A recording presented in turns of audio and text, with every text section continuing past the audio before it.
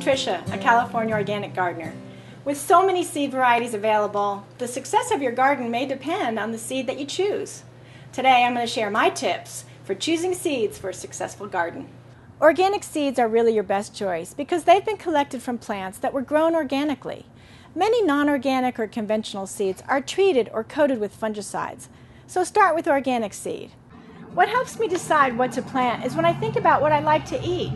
I call California my home now, but I grew up a Jersey girl where the tomato is the state-designated vegetable. Maybe that's why I love them so much. Speaking of tomatoes, have you ever heard the term determinate or indeterminate and wondered what they meant? Determinate tomatoes are compact bush type of plants and will give you a full crop nearly all at the same time and then die back. These are perfect for canning and preserving. An indeterminate tomato is a vining tomato, and it will produce fruit throughout the season until it's killed by frost. Once I decide what other vegetables I want to grow besides tomatoes, I'll need to select a variety for each. And in order to do that, I need to know my frost-free dates. And you can get that information from your local county ag department. Once you know your frost-free dates, you can figure out the length of your growing season. When looking at seed packs, find the days to maturity and pick a variety that matches your growing season. Days to maturity are counted from when a plant starts growing in the garden soil. Day 1 is when a seed that has been sown directly in the garden it sprouts, or from when you transplant a vegetable plant that you started indoors. So when calculating how long something will take to grow, add the days to germination along with the days to maturity.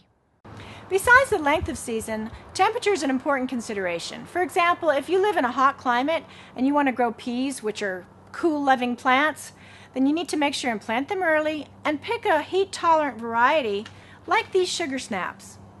Some additional helpful information found on the back of the seed packs is the soil temperature necessary for the seed to germinate. For example, this basil requires between 78 and 85 degrees in order to germinate. And that's why the paragraph about planting and growing suggests starting the seed indoors 4 to 6 weeks before the last frost. Another factor to consider is disease resistance. If there's a disease that's prevalent in your area, you're going to want to plant plants that resist that disease. And for example, if I was in an area where mildew is prevalent, I would want to plant the Sumter cucumber, which is resistant to mildews, over the muncher, which isn't. Did you know that we pack our seed packs right here on site? Come on, I'll show you how it's done.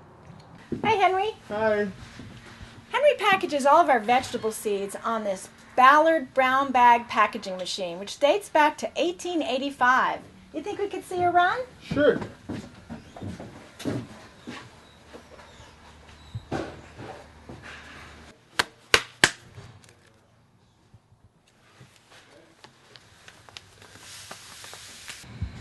A frequently asked customer question is whether we source any GMO seeds, and the answer is no.